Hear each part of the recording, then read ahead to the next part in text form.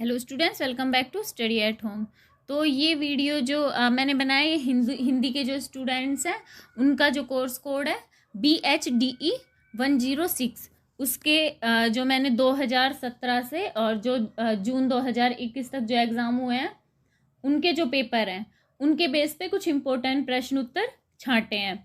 तो ये सारे प्रश्न ऐसे हैं कि जो इन 5 साल के पेपरों में ना बार बार रिपीट हुए हैं, एक बार नहीं, जैसे बार बार 2 या 3 या 4 बार में ये रिपीट हुए हैं। तो ये प्रश्न अगर आप लोग कर लोगे तो आपके एग्जाम में काफ़ी हेल्प हो जाएगी। पहला प्रश्न है, हिंदी भाषा के विकास पर प्रकाश डालिए। दूसरा, हिंदी भाषा का जो मानकीकरण है उसके बारे में बार बार पूछा गया है। हिंदी भाषा का क्या महत्व है, और जो हमारी हिंदी भाषा वो राजभाषा के रूप में उसका महत्व बताना है, या फिर जो राष्ट्रभाषा के रूप में पूछ सकते हैं।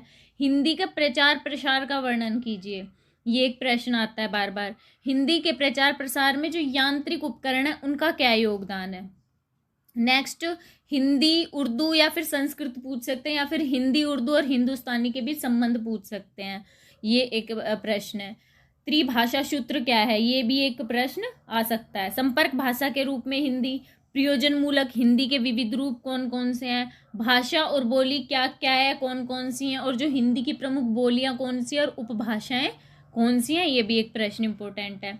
भाषा प्रौद्योगिकी के बारे में पूछ सकते हैं, और बोलचाल की भाषा व लिखित भाषा में क्या अंतर है, ये भी पूछा जा सकता है। हिंदी की संवैधानिक स्थिति क्या है, ये पूछा जा रहा है बार बार जो ये हिंदी के एग्जाम है इसमें। और शिक्षा के क्षेत्र में या फिर शिक्षा के माध्यम के लिए हिंदी का क्या महत्व है वो, और हिंदी क्षेत्रीय रूप में हिंदी, और जो हिंदी के भाषा परिवार हैं उनके बारे में आपसे प्रश्न पूछे जा सकते हैं। तो ये प्रश्न कुछ इंपॉर्टेंट है, आप ये स्क्रीनशॉट लेके नोट भी कर सकते हैं, और इनके जो आंसर है मैं एक एक करके आपको सारे आंसर बता दूंगी। जैसे अगर ज़्यादा बड़े होंगे आंसर तो आपको और वीडियो आगे मिल जाएंगे। बाकी कोशिश करूंगी 2-3 प्रश्न इसी वीडियो में कवर हो जाएं। तो चलिए स्टार्ट करते हैं। BHDE का एक इम्पोर्टेंट प्रश्न है, हिंदी के विकास के बारे में चर्चा कीजिए, या हिंदी के विकास के बारे में बताइए। हिंदी का विकास, इसके ऊपर टिप्पणी लिखिए। किसी भी तरह से ये प्रश्न पूछा जा सकता है। तो इसका आंसर मैंने इसके अंदर लिखा है, ये सारे के सारे मैंने ऐसा लिखा है कि अपने शब्दों में लिखा है, तो कोई इसमें बहुत ज़्यादा करके नहीं लिखा है। इसमें से अगर आपको आधा भी याद रहेगा तो उसका भी आप अपने अगर एग्जाम में आ गया तो उसमें आप आराम से लिख सकते हो। बस थोड़ा सा आप लोगों को ध्यान से पढ़ना पड़ेगा, क्योंकि ये ऐसा सब्जेक्ट नहीं है कि हम बिना पढ़े इसमें एग्जाम अच्छे से दे पाएँ। तो ध्यान से सुनिएगा। बाकी बुक, अगर आप लोगों के पास बुक है तो उसमें से थोड़ा बहुत इसका रिवीजन कर लीजिएगा। तो हिंदी भाषा के विकास के बारे में चर्चा कीजिए। हिंदी भाषा क्या है? अब हिंदी भाषा हम लोगों को पता है कि हमारा जो भारत देश है, हमारी राष्ट्रभाषा हिंदी है, जो हम लैंग्वेज बोलते हैं वो हिंदी होती है। यानी कि हम जानते हैं कि हिंदी भाषा का जो विकास है वो संस्कृत, पाली, प्राकृत व अपभ्रंश भाषा से होकर गुजरा है, जो आगे जाकर क्या है, जो अब हमारे इस टाइम जो हिंदी है वो बन गया, वो उस रूप में उभरा है। अपभ्रंश और जो हिंदी, जब अपभ्रंश के बाद ये जो आधुनिक हिंदी है, इसके बीच में भी एक भाषा मानी है विद्वानों ने, जिसको कि अवहट भाषा माना गया था, जो कि क्या है, इतनी महत्वपूर्ण है, इसलिए उसको थोड़ा सा दरकिनार कर दिया गया, और अपभ्रंश के बाद सीधा आधुनिक हिंदी को बताया जाता है कि इसके बाद आधुनिक हिंदी का जन्म हो गया था। हिंदी के विकास का जो प्रारंभ होता है वो 1000 ईस्वी से प्रारंभ होता है, और इसका जो विकास है उसको 3 चरणों में विभक्त किया गया है। यानी कि हिंदी का जो विकास है वो उसका विकास के जो चरण है वो 3 हिस्सों में बांटे गए हैं। पहला आदिकाल, मध्यकाल दूसरा, और तीसरा आधुनिक काल। हिंदी का जो आदिकाल है वो 1000 ईस्वी से 1500 ईस्वी तक का था।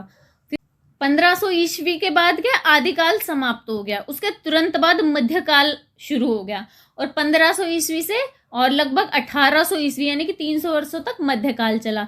और जब 1800 ईस्वी के बाद से अब जो भी अब समय है, अब का समय है, वो सारा हमारा हिंदी का आधुनिक काल माना जाता है। तो मेनली हमें इसमें आदिकाल और मध्यकाल को देखना है इसके विकास के लिए, क्योंकि अभी जो आदिकाल का आधुनिक विकास, आधुनिक काल है, जो आधुनिक काल है इसमें जो हिंदी का विकास है उस विकास को तो हम देखते आ रहे हैं, तो उसका इतना वर्णन नहीं मिलेगा इसमें आपको जितना कि आदिकाल और मध्यकाल का मिलेगा, क्योंकि वो युग हमने देखा नहीं था, तो उसके बारे में हमने सिर्फ पढ़ा है। तो जो हिंदी का विकास हुआ था, अब तो हिंदी अपना क्या विस्तृत रूप जमा रही है, अपने असली रूप में आ चुकी है, और जो इसका विकास है वो इन दो युगों में ही हुआ था, आदिकाल और मध्यकाल में। तो सबसे पहले हम आदिकाल देखेंगे।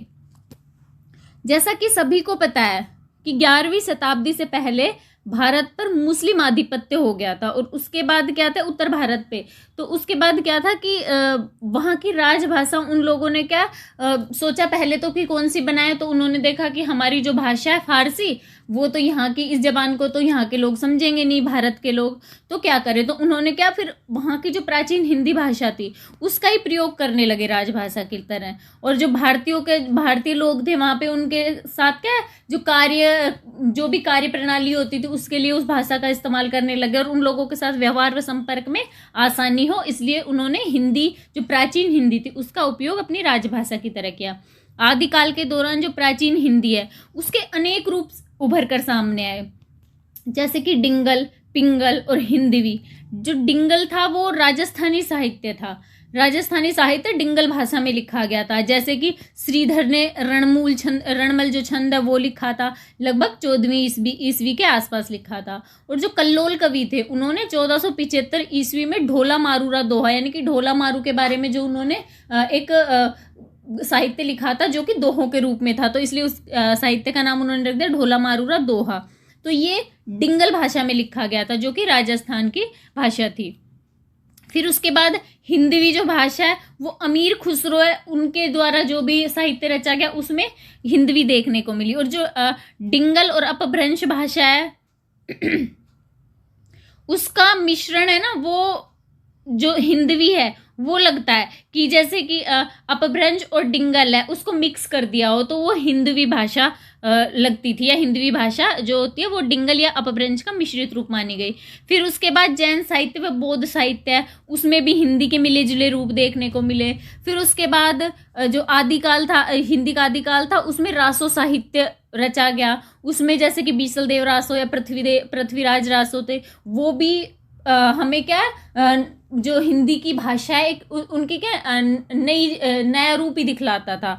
इसमें जो बीसल देव रासो था उसमें डिंगल पिंगल भाषा आई, और जो पृथ्वीराज रासो था उसमें राजस्थानी के मिश्रण के साथ हिंदी और ब्रज भाषा, और जो विकृत अपभ्रंश भाषा, यानी कि विकृत अपभ्रंश भाषा हो गई कि अपभ्रंश जो भाषा थी वो टूटी फूटी जो हिंदी होती है वो इसमें दिखाई दी। तो इसमें कई भाषाओं के बारे में पता चला, यानी कि जो हिंदी हमारी आधुनिक हिंदी है इससे पहले देखो कितनी प्रक्रियाओं से होकर गुजरी थी, कितनी भाषाओं से मिलकर बनी है। फिर इसके बाद जो जगनिक कवि थे उन्होंने आलाखंड रचा, तो उसने आदिकाल, जो हिंदी का आदिकाल है उसको एक बहुत, उसमें क्या बहुत बड़ा योगदान दिया था हिंदी के विकास में। खुसरो का साहित्य है उसमें हमें हिंदवी की झलक मिलती है। हिंदवी क्या सरल स्वाभाविक बोलचाल की भाषा थी, क्योंकि वहां पे क्या जो ये डिंगल भाषा है यहाँ पे देखिए दिया गया था ऊपर, डिंगल व अपभ्रंश यानी कि जो वहाँ आसपास बोली जाती थी जो थोड़ी बहुत हिंदी मिश्रित भाषा उसको मिला के बनाया गया था, तो वो खुसरो ने इसमें लिखा था। इसी तरह जो मल्ला दाऊद थे उन्होंने जो अपने चंद्रयान नामक जो साहित्य था उसमें अवधी, भोजपुरी, ब्रज व खड़ी बोली का उपयोग किया था, तो ये हमें देखने को मिली। लगभग 14वीं शताब्दी में जब मुसलमान शासक थे उन्होंने दक्षिण की तरफ रुख किया, यानी कि उधर आक्रमण किया, उधर अपना राज स्थापित करने लगे, तो वहां पे उनके व्यापारी मौलवी वो लोग भी उनके साथ आए, तो वो दक्षिण में पहुंच गए। फिर उनकी जो भाषा थी वो भाषा वहां के लोग जो दक्षिण के लोगों की भाषा थी वो मिल गई और उनको मिश्रित रूप से बोलते थे, तो वो हो गई दक्षिणी भाषा। तो ये भी एक नई भाषा उभर के फिर उस टाइम सामने आई। और जो दक्षिणी भाषा थी वो खड़ी बोली का ही रूप था, जो कि ब्रज भाषा, फारसी व दक्षिण की भाषाओं के मिश्रण से बना था, यानी इन सब भाषाओं के जो शब्द थे ना उनको मिला के जो भाषा बनी वो दक्षिणी बोली या दक्षिण भाषा कहलाती थी। इसके बाद हिंदी का जो आदिकाल था वो उसका अंत होने लगा और उसके बाद हिंदी का मध्यकाल प्रारंभ हुआ। नेक्स्ट अब हमारा आ गया हिंदी का मध्यकाल। मध्यकाल जो हिंदी का है, ये वो टाइम था जब हिंदी का जो स्वरूप था वो स्थिर था। यानी कि जैसे पहले हमने देखा था कि किस तरह से इसमें बदलाव दिखाई दे रहे थे कि कोई भाषा किसके साथ मिलकर दूसरी भाषा का निर्माण कर रही है, कोई किसी चीज का इस्तेमाल कर, जैसे कोई अवधी, कोई भोजपुरी, कोई ब्रज खड़ी भाषा, यानी कि अनेक भाषाएं चली आ रही थी। कोई स्थिरता नहीं दिखाई दे रही थी कि एक ये भाषा है। इस टाइम 1500 से 1800 ईस्वी यानी कि लगभग 300 वर्षों तक हिंदी का मध्यकाल चला। इस टाइम हिंदी का जो स्वरूप था वो स्थिर था। अपभ्रंश जो हिंदी बोली जाती थी उसकी जगह अब खड़ी बोली, ब्रज भाषा या अवधी भाषा ने ले ली थी। अपभ्रंश हिंदी का जो स्थान था। अब ये जो साहित्य लिखा जाता था वो ब्रज व अवधी में लिखा जाता था, और सामान्य जो बोलचाल के लिए जो भी लोग इस्तेमाल करते थे वो खड़ी बोली का इस्तेमाल करते थे। इस मध्यकाल में क्या हुआ कि दक्षिण भारत में एक क्या भक्ति की लहर चल पड़ी थी। उधर भक्ति साहित्य बहुत ज़्यादा लिखा जाने लगा और भक्ति की एक लहर सी उस टाइम जा रही थी। तो वो जब उत्तर भारत में आई तो उस टाइम भक्ति काल का आरंभ माना जाता है। और इस टाइम पे क्या जो भक्ति में कवि थे, साहित्य रचने वाले, जैसे जायसी, संत सूरदास, तुलसीदास जी, मीराबाई, कबीरदास जी, इन्होंने क्या ब्रज व अवधी का परिमार्जन किया, यानी कि उसको शुद्ध किया। और इसके बाद इसमें उन्होंने अपनी जो साहित्य था उनकी रचना की। इसके बाद रीतिकाल आया जिसमें बिहारी, मतीराम, घनानंद, देव, भूषण, ये सारे के सारे साहित्यकार थे। इन्होंने ब्रज भाषा को नए आयाम दिए। इस तरह आदिकाल में साहित्य गद्य रूप में भी लिखा जाने लगा, यानी कि पहले जो साहित्य पद्य रूप में नहीं, कविताओं में इस तरह से लिखा जाता था दोहे छंद में, अब गद्य रूप में भी लिखा जाने लगा। तो इसके लिए डॉक्टर लक्ष्मी नारायण वार्ष्णेय ने कहा था कि इस समय, यानी कि जो ये रीतिकाल था, इस समय प्रथम गद्य सोपान लिखा गया था जो कि 1500 ईस्वी के प्रारंभ से शुरू हुआ था, और ब्रज व अवधी की जगह अब उसमें खड़ी बोली का इस्तेमाल होने लगा, यानी कि खड़ी बोली में लिखा जाने लगा था गद्य साहित्य। जैसे कि सूफी काव्य है, कुतुब शतक, वो एक तो वो, और दूसरा स्वामी प्राणनाथ उनके शिष्यों ने जो रचनाएं लिखी थी वो, और दौलत राम का जो जैन पुराण था वो, उन सब में क्या खड़ी बोली का इस्तेमाल किया जा रहा था। ये हिंदी विकास का मध्यकाल था। अब यहाँ पे हिंदी विकास का मध्यकाल समाप्त हुआ, फिर उसके बाद हिंदी विकास का आधुनिक काल आ गया जो कि 1800 ईस्वी से अभी तक चलता आ रहा है। आधुनिक काल तक हिंदी अपना पूर्ण विकास कर चुकी थी, पूर्ण रूप से विकसित हो चुकी थी। इस टाइम ब्रज भाषा के वर्चस्व को पछाड़कर खड़ी बोली यानी कि प्राचीन हिंदी ने अपना स्थान ऊंचा किया। यानी कि जैसे हमने पीछे पढ़ा है कि यहाँ पे मध्यकाल में क्या था कि जो साहित्य लिखा जाता था ब्रज भाषा, अवधी भाषा, इस टाइप से क्या इन भाषाओं को मुख्यता दी जाती थी। और ब्रज भाषा जो है उसने तो मतलब अपनी पैठ बना ली थी कि साहित्य रचा जाएगा तो सबसे ज़्यादा ब्रज भाषा में ही रचा जा रहा था। लेकिन जब आधुनिक काल आया तो खड़ी बोली ने उसका स्थान ले लिया। अब ब्रज भाषा की जगह खड़ी बोली का उपयोग किया जाने लगा। ब्रज भाषा सिर्फ एक जो सामान्य बोली, उस क्षेत्र की बोली है, वो बनकर रह गई। धीरे धीरे खड़ी बोली में धीरे धीरे सुधार हुआ और हिंदी का जो विकास हुआ, जो आज हमारा हिंदी का स्वरूप है, वो उस रूप में आ गई। तो ये हमारी हिंदी का विकास है। तो ये एक प्रश्न हो गया, हिंदी भाषा का विकास किस तरह से हुआ। दूसरा प्रश्न हम देखेंगे, विश्व के भाषा परिवार कौन कौन से होते हैं। ये प्रश्न आपसे पूछ सकते हैं, और फिर इसके अंतर्गत जो भाषा परिवार है उनके बारे में पूछ सकते हैं, वो अलग प्रश्न होगा। पहले मैं भाषा परिवार के बारे में बता देती हूँ। भाषा परिवार क्या होता है, पहले हमें ये जानना जरूरी होता है। तो भाषा परिवार का मतलब होता है एक जैसी भाषाएं, यानी कि जो हम अगर जैसे भाषा हमारी, उसका नाम अलग अलग है लेकिन हम उसे बोल रहे हैं, मैं कोई भाषा बोल रही हूँ और जो सामने वाला है वो बोल भले ही नहीं पा रहा हो लेकिन वो समझ रहा है, तो ऐसा इसका मतलब हो गया हम दोनों की भाषाएं लगभग एक जैसी हैं। वैसे नॉर्मली एक जैसी ना होंगी मात्र रूप से, लेकिन वो एक जैसी हैं कि हाँ हम समझ सकते हैं, उनमें काफ़ी शब्द एक जैसे हैं, उनमें काफ़ी समानताएं होती हैं। तो भाषा परिवार का मतलब हो गया एक जैसी भाषाएं जो समझने व बोलने में कुछ कुछ एक जैसी होती हैं। विश्व का जो भाषा परिवार है बहुत बड़ा है, इसमें 10 भाषा परिवारों में बांटा गया, यानी कि जो भाषा परिवार कई है लेकिन 10 प्रमुख भाषा परिवार बांटे गए हैं। जैसे अब गुजराती है, गुजराती लैंग्वेज है, गुजराती व हिंदी भाषा है। इनमें हिंदी भाषी अगर किसी के साथ गुजराती के साथ बात कर रहा है तो गुजराती कुछ शब्द बोलता है, तो भले ही वो शब्द गुजराती जो हिंदी भाषी शब्द है,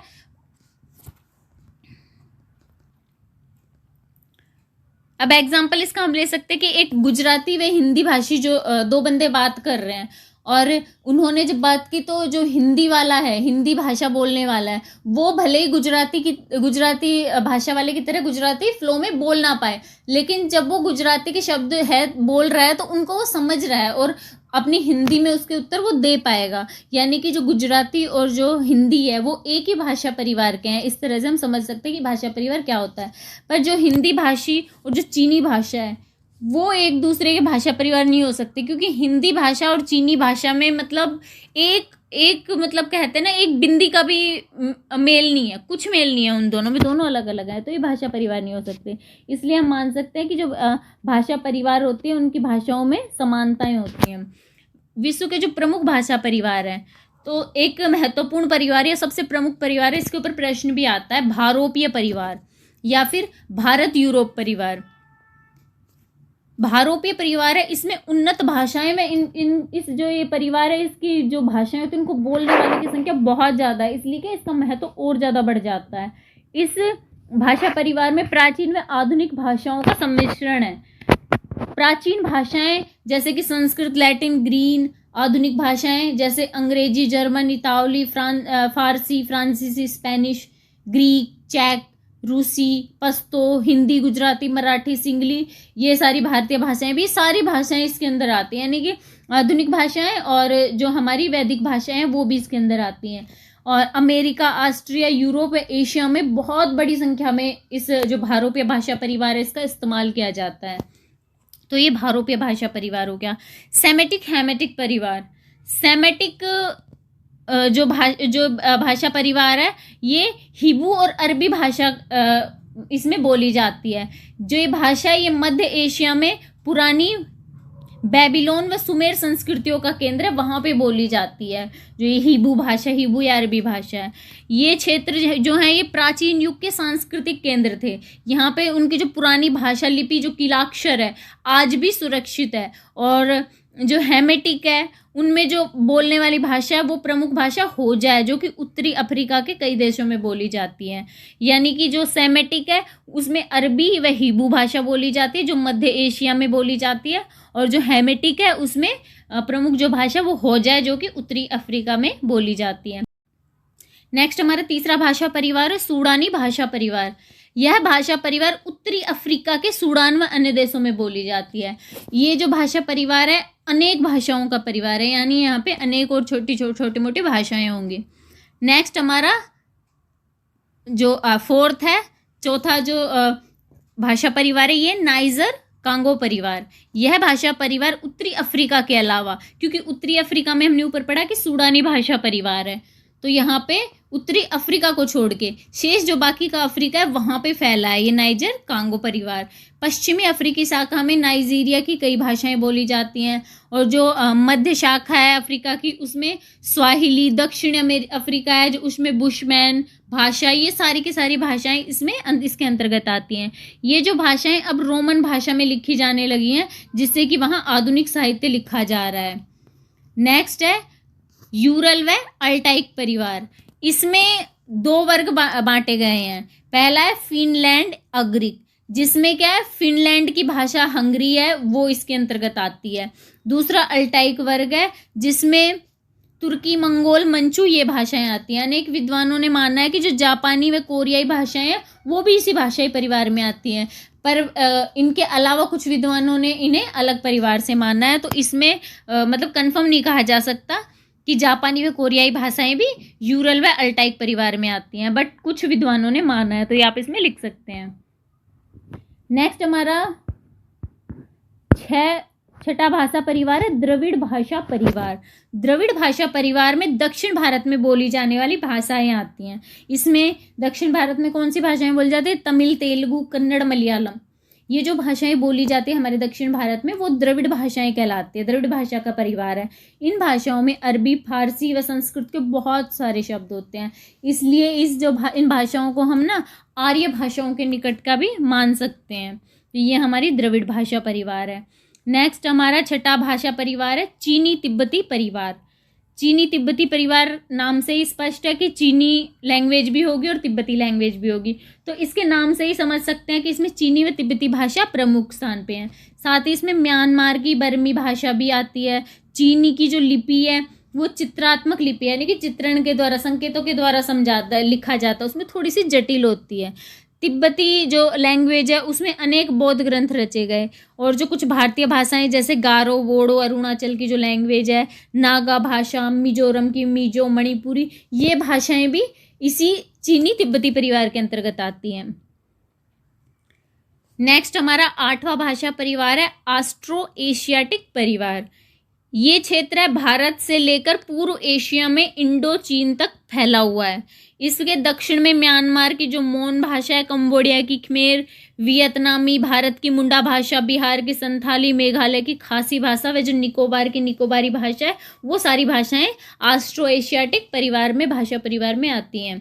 नेक्स्ट हमारा भाषा परिवार है मलाय पॉलिनेशियन परिवार, यानी कि मलाय पोलिनेशिया परिवार जो होता है वो मलाय वर्ग 2 वर्ग में बांटा है, जिसका नाम पे लिखा गया है कि मलाय, और दूसरा पोलिनेशिया। मलाय जो वर्ग है उसमें मलाय की जो भाषा है मलाय, इंडोनेशिया की इंडोनेशियन भाषा वो आती है, और जो पोलिनेशियन वर्ग है इसमें न्यूजीलैंड के जो हवाई द्वीप समूह हैं उनकी भाषाएं जो होती हैं वो इसके अंतर्गत आती हैं। नेक्स्ट भाषा समूह है, भाषा का जो परिवार है वो है अमेरिकी भाषाएं।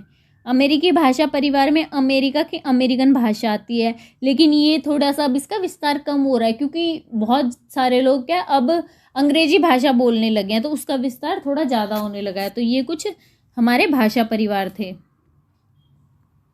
तो यहाँ पे 2 प्रश्न हमने देख लिए हैं कि विश्व के भाषा परिवार और हिंदी भाषा का विकास, हिंदी भाषा के विकास के बारे में चर्चा कीजिए।